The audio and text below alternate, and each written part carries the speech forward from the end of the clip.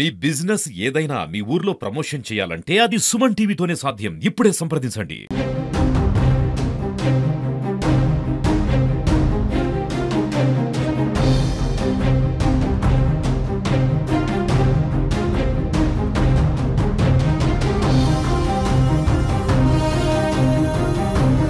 SK Khaja Mohiddin అండి. నేను district provision and excise officer గా గత నెల 25వ తేదీన ఛార్జ్ తీసుకున్నాను. కూటమి ప్రభుత్వం వచ్చాక ఈ ఎస్సీబీని వచ్చేసి స్పెషల్ ఎన్ఫోర్స్మెంట్ బ్యూరోని రద్దు చేయడం జరిగింది. మాతృశాఖలో తిరిగి ఎస్సీబీని విలీనం చేయడం జరిగింది. గత ప్రభుత్వం తీసుకున్నటువంటి ఈ ప్రైవేట్ షాపుల గవర్నమెంట్ షాపుల మద్యం పాలసీని రద్దు చేస్తూ గవర్నర్ గారు ఆర్డినెన్స్ జారీ చేశారు. దాని తర్వాత సబ్ కమిటీ ఏర్పాటు చేయడం జరిగింది, కేబినెట్ సబ్ కమిటీ. మరియు మా ఎక్సైజ్ డీసీ గారులు, ఏసీ గారులు, ఈఎస్లు ప్రభుత్వ ఆదేశాల మేరకు వివిధ రాష్ట్రాల్లో పర్యటించి అక్కడ జరుగుతున్నటువంటి మద్యం విధానాన్ని వచ్చేసి వాళ్ళు పరిశీలించి అన్నిటికంటే ఉత్తమమైన మెరుగైన మద్యం విధానాన్ని వచ్చేసి కేబినెట్ సబ్ కమిటీకి నివేదించారు. ఆ కేబినెట్ సబ్ కమిటీ వచ్చేసి కేబినెట్ లో అప్రూవ్ చేసుకొని గవర్నర్ ద్వారా ఆర్డినెన్స్ జారీ చేసి నోటిఫికేషన్ ఇచ్చారు. ఈ నోటిఫికేషన్ అంటే ప్రభుత్వం వచ్చేసి ప్రైవేట్ వ్యాపారస్తుల ద్వారా మద్యం అమ్మకాలు జరపాలని నిర్ణయించారు. ఇందులో 3736 షాపులకు వచ్చేసి ప్రభుత్వం నోటిఫై చేసింది. ఇందులో 340 షాపులు కూటమి ప్రభుత్వంలో ఉన్నటువంటి చంద్రబాబు నాయుడు గారు ముఖ్యమంత్రి, గౌరవనీయ ముఖ్యమంత్రి ఎన్నికల వాగ్దానాన్ని వాళ్ళు అమలు చేసే చర్యలో భాగంగా 10% షాపులను వచ్చేసి గీత కార్మికుల కోసంగా రిజర్వ్ చేస్తా ఉన్నారు. ఆ గీత కులాలకు వచ్చేసి 340 షాపులు వచ్చేసి రిజర్వ్ చేశారు. మిగిలిన షాపులైనటువంటి వాటికి ప్రభుత్వం వచ్చేసి నోటిఫై చేశారు. ఇందులో 4 స్లాబులు ఉన్నాయండి. బిలో 10,000 జనాభా ఉండే మండలంలో షాప్ పెట్టుకోవాలంటే సంవత్సరానికి వచ్చేసి 50 లక్షలు కట్టాలి. 10,000 నుంచి 50,000 మధ్యలో జనాభా ఉన్న మండలానికి వచ్చేసి షాప్ పెట్టాలంటే 55 లక్షలు. అలాగే 50,000 నుంచి 5 లక్షల మధ్యలో జనాభా ఉంటే 65 లక్షలు. 5 లక్షల జనాభా దాటి ఉంటే 85 లక్షలుగా 4 స్లాబులు వచ్చేసి ప్రభుత్వం వచ్చేసి నిర్ణయించారు.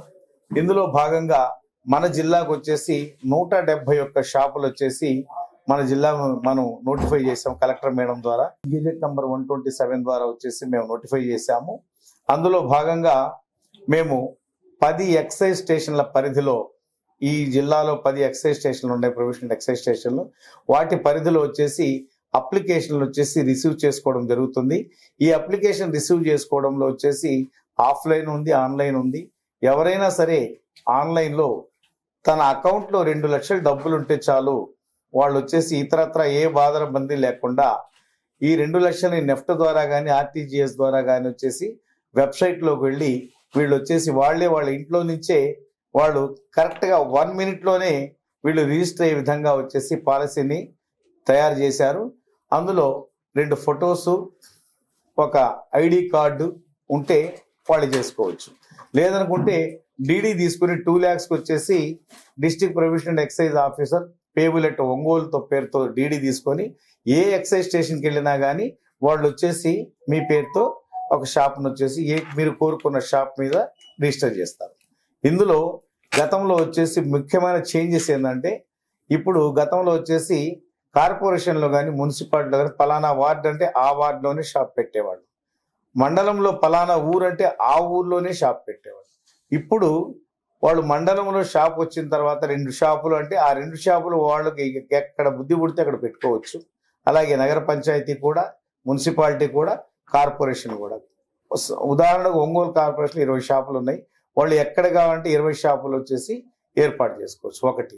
రెండోది ఏంటంటే ముఖ్యమైన చేంజ్ అంటే, గతంలో మనం ఈ non refundable licence fee, application fee కాకుండా గతంలో ఏం చేసామంటే ఈఎండి అని ఉండేది, ఎర్నింగ్ మనీ డిపాజిట్ అని. ఏ షాప్కి అయితే మీరు వేస్తున్నారో దాని లైసెన్స్ ఫీజులో 10వ వంతు మనం డీడీగా తీసుకెళ్ళడం. ఈసారి దాన్ని రద్దు చేసేసారు. మరో ముఖ్యమైన చేంజ్ ఏంటంటే, గతంలో ఒక వ్యక్తికి ఒక లైసెన్సే ఇచ్చేవాడు ఎక్సైజ్లో. అంటే వాడు 100 అప్లికేషన్ వేసిన వాళ్ళు వ్యాపారస్తులు, అతని పేరుతో ఒకటి వస్తానే 99 ఆటోమేటిక్గా రద్దు అయిపోయాయి. ఇప్పుడు 100 అప్లికేషన్ వచ్చి 100 అతనికే వచ్చినా 100 ఒకరి పేరుతో కూడా ఇవ్వడం జరుగుతుంది. ఇంకో చేంజ్ ఏంటంటే గతంలో లాటరీ తీసేటప్పుడు ఆ లాట్లో పాల్గొనాల్సిన వ్యక్తి రాకపోతే అతని పేరు తీసి పక్కన పెట్టేవాడు. ఇప్పుడు అతను వచ్చినా రాకపోయినా సరే ఇది వచ్చేసి ఖచ్చితంగా అతని పేరు కూడా లాటరీలో పరిగణలోకి తీసుకోవడం. 3 వంతులుగా కట్టే లైసెన్స్ ఫీజుని 6 వంతులుగా అంటే 6 వాయిదాల్లో కట్టే వెసులుబాటుని కల్పించారు. 1/6 అమౌంట్ వచ్చేసి ఎప్పుడైతే డ్రాల్ ఆఫ్ లాట్లో అతను సెలెక్ట్ అవుతానే అక్కడికక్కడే 1/6 అమౌంట్ వచ్చేసి అక్కడే బ్యాంక్ వాళ్ళు అక్కడే ఉంటారు, డబ్బులు తీసుకుంటారు. సెలవు కనుకైతే తర్వాత రోజు కట్టాల్సి ఉంటుంది. ఇది ముఖ్యమైన ఫీచర్స్. మేము మీ ద్వారా విన్నవించేది ఏంటంటే ఈ మద్యం వ్యాపారస్తులకి, ఔత్సాహికులకి అప్లికేషన్ వేసి పాల్గొనదలుచుకున్న వాళ్ళకి లాటరీలో చివరి దాకా వెయిట్ చేయవద్దు. చివరిలో రద్దీ చాలా ఎక్కువ ఉంటుంది. ఈ రద్దీలో ఏంటంటే మీకు 5 గంటల వరకే అప్లికేషన్ స్వీకరించబడుతుంది కాబట్టి మీరు 6-7 తేదీల్లోనే మ్యాక్సిమం 7వ తేదీ లాస్ట్ డేట్ అనుకునే విధంగా చేసుకోవాలి. లేకపోతే మీ అప్లికేషన్లు వచ్చేసి రిజిస్టర్ కావేమో. ఎందుకంటే ఈ మన నెట్ స్లో కావడము, సర్వర్ డౌన్ కావడము జరుగుతుంది. లేదా డీడీలు వచ్చేసి మీరు లాస్ట్ మినిట్లు ఇస్తే ఆ డీడీని ప్రాసెస్ చేయడానికి కూడా సెలవులు ఉన్నాయి. తర్వాత ఆ సెలవుల్లో వచ్చేసి అక్కడ సిబ్బంది లేకపోయినా ఆ డీడీ వచ్చేసి సమయానికి వచ్చేసి ప్రాసెస్ చేయకపోయినా అప్పుడు సక్సెస్ కాలేదనుకోండి, అది ఆటోమేటిక్గా రద్దు అయిపోతుంది. కాబట్టి మీ ద్వారా విన్నవించడం ఏంటంటే త్వరగా చేసుకోండి. రెండోది, అన్ని నెట్ సెంటర్లకి మేము తెలియజేస్తున్నాము. నిన్న తెలియజేస్తాం, ఈ రోజు నుంచి కూడా నెట్ సెంటర్లు అందరికీ తెలియజేస్తున్నాము. అక్కడ కూడా ఫ్లెక్సీలు పెట్టబోతున్నాము. అక్కడ సర్వీస్ చేయండి మీరు అని చెప్పేసి వాళ్ళకి చెప్పబోతున్నాము. మీరు అన్ని నెట్ సెంటర్లు కూడా ఉపయోగించుకొని మీరు ఆన్లైన్ ద్వారా అక్కడికక్కడే చేసుకునే వెసులుబాటు కల్పిస్తున్నాము. లాస్ట్ రోజు స్టేషన్లో వచ్చేసి ఒక్కో స్టేషన్కి 4 నుంచి 5 కౌంటర్లు కూడా పెడతాము. మీరు సద్వినియోగం చేసుకోవాల్సిందిగా మా శాఖ తరఫున కోరుతున్నాం. లాటరీ వచ్చేసి గౌరవనీయ మేడం కలెక్టర్ ఆధ్వర్యంలో వచ్చేసి ఎన్జిఓ హోమ్లో వచ్చేసి లాటరీ తీస్తారండి. ఈ లాటరీలో వచ్చేసి మీ సమక్షంలోనే కలెక్టర్ గారు అందరి సమక్షంలో వీడియో షూట్ చేస్తూ తీస్తారు. పైనుంచి మా పై అధికారులు వచ్చేసి ఉన్నతాధికారులు పర్యవేక్షిస్తుంటారు. ఇందులో ఎలాంటి అపోహలకి సందేహాలకు వచ్చేసి తావులేదండి.